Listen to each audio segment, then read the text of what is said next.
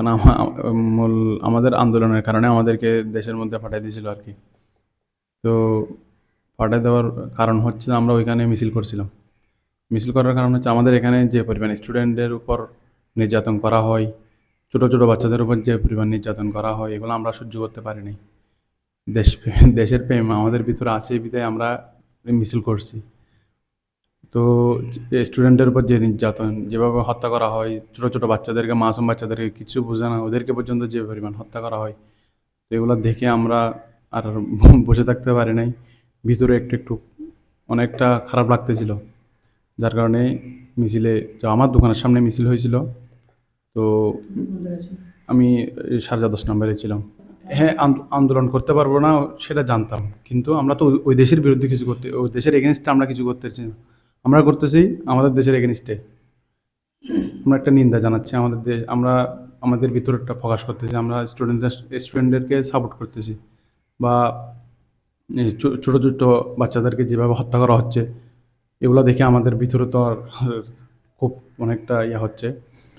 তো আমরা নর্মালিভাবে মিছিল করছিলাম, কোনো ও এই ভাঙচুর এরকম কিচ্ছু না।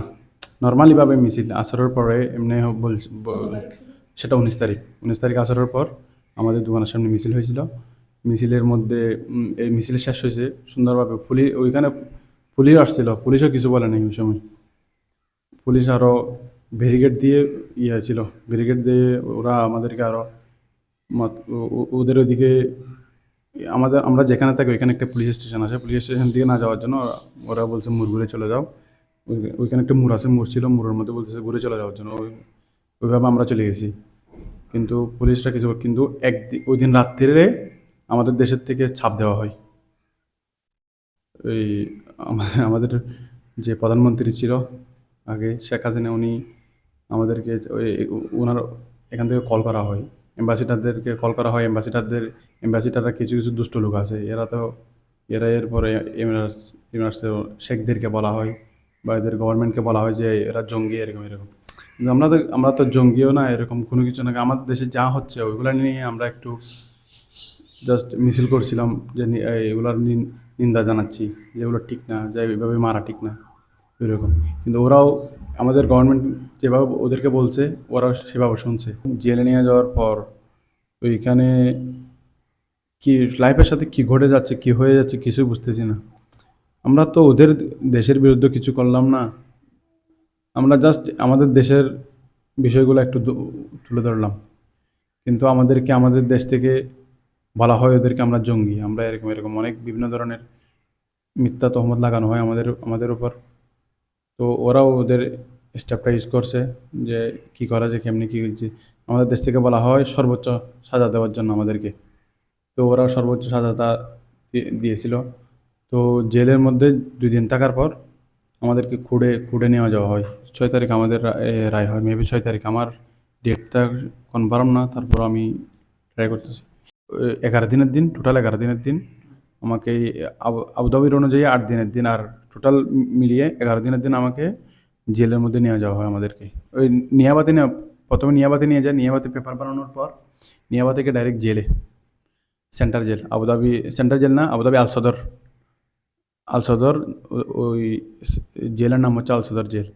ওইখানে নিয়ে যাওয়া হয়। ওইখানে নিয়ে যাওয়ার পর ওইখানে একটা রুমের মধ্যে আমাদেরকে টোটাল আমরা 31 জন ছিলাম। 31 জন, 31 জন না, আমরা টোটাল 33 জন ছিলাম। 2 জন ছিল পাকিস্তানি। পাকিস্তানিদেরকে পরে ওদের বিষয়গুলো দেখে ওরা সেম কেসের মধ্যে ওদেরকেও নিয়ে আসছে। পরে এরা তো এদের দেশ, এদের দেশ না আমাদের বাংলাদেশটা, কিন্তু এদেরকেও নিয়ে আসার পর তদন্ত করে এদেরকে যাচাই বাছাই পর ওনাদেরকে ছেড়ে দেওয়া হয়। আর বাকি আমার টোটাল 49 দিন হয়েছিল, 49 দিন হয়েছিল। এদিকে 10 দিন, বাকি 39 দিন জেলের মধ্যে ছিলাম। তো ওইখানে থাকার পর জেলের মধ্যে 39 দিন ছিলাম। 39 দিনের মধ্যে সবাই একসাথে ছিলাম, সবাইকে একই রুমে রাখা হয়, রুম চেঞ্জ করা নাই। তো আমরা মনে মনে আসতেছে ওই সময় থেকে কিছু একটা হবে, ইনশাল্লাহ কিছু একটা হবে। তারপরেও দিলের মধ্যে অনেকটা ভয় কাজ করতো, কারণ কানুন অনেক হার্ড ওদের কানুন, যা একবার হয়ে যায় ওটা একদম থেকে যায়। আর আমাদেরকে যে 25 বছর মারা হয়, এখানে কোনো মাপ নাই। পঁচিশ বছর থাকতে হবে, 10 বছর থাকতে হবে লাইফ টাইম ডাইরেক্ট ওই রকম। তো ওই জন্য বেশি আছিল, কারণ আমাদেরকে দিয়েছে যে দেশ বিরোধী কাজ, আমরা দেশ বিরোধী কাজ করছি। যেদিন অ্যাম্বাসিডার আসছিল এখানে আমাদেরকে ডাকা হয়, এরপর অ্যাম্বাসিডাররা বলে দিয়েছিল যে এত তারিখের মধ্যে তোমরা যারা নিজে টিকিট করবে তারা চলে যেতে পারবে, আর বাকিদেরকে ওনারা ওদের গভর্নমেন্ট থেকে টিকিট দিবে। তো আমরা তো চাচ্ছি 1 সেকেন্ড আগে চলে যেতে পারলে ওটা আমার জন্য বেটার, কারণ এখানে তো মনে করেন যে থাকতে চাচ্ছি না আমি। জেলের মধ্যে কেমনে কী করবো, অনেক আনইজি ফিল হচ্ছে। তো তার জন্য আচ্ছা, আমি আমার ভাইকে বলছি, আমার ভাই টিকিট দিয়েছিল, টিকিট দেওয়ার পর টিকিটের পাসপোর্ট নিয়ে এখানে এসে লোকেশনে দিয়ে গেছিলো। দেন এই 8 তারিখ দুপুরে আমাদেরকে এয়ারপোর্টে নিয়ে আসা হয়। নিয়ে আসার পর আমাদেরকে ওইখান থেকে এয়ারপোর্টে একদম ডাইরেক্ট ফ্লাইটের মধ্যে ইমিগ্রেশন ওইখানে হয়ে গেছিলো, ওনারা করে ফেলছে। জেলের মধ্যে ইমিগ্রেশন হয়েছিল আমাদের। তো কাগজপত্র সব কিছু ওনারা রেডি করে এনে আমাদেরকে জাস্ট বোর্ডিং পাস আর পাসপোর্টটা ফ্লাইটে ওঠার সময় দিয়েছিল। তো নিয়ে আমরা এরপর বাংলাদেশে আসছি।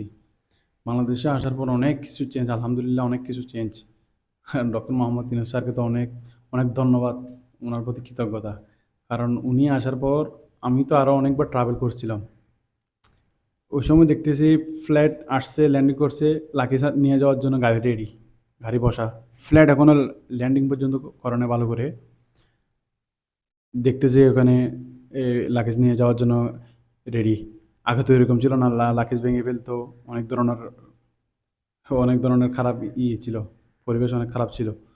তো এখন দেখতেছি রেডি। এরপর আমরা আমাদেরকে রিসিভ করা হয় এয়ারপোর্টে। আমি ঢাকা এয়ারপোর্টে আসছিলাম। ঢাকা এয়ারপোর্টে আসার পর আমাদেরকে নাম ধরে ধরে ডাকা হয়।